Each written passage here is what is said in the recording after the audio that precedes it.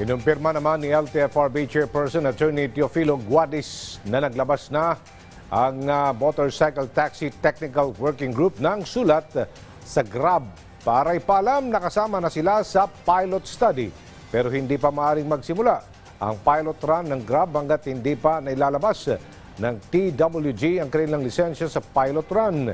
Nitong Enero 8, nagsagawa ng site inspection ang TWG sa Grab Philippines maging sa kanilang MC Taxi Pilot Application kung saan ngayon ay naantay na lamang ang final na regulatory approval. Nauna nang nakipagpulong ang Grab kay Pangulong Ferdinand R. Marcos Jr. kasama ang DOTR upang talakayin ang pagpapalawak pa ng mga oportunidad sa bansa.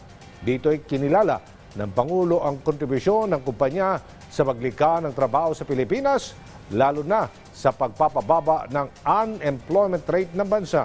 Taong 2019 pa nang magpalabas ng special order ang DOTR para sa paglikha ng Technical Working Group para pag-aralan ang mga panuntunan sa regulasyon ng motorcycle taxi sa bansa, pero hindi nakasama dito ang Grab.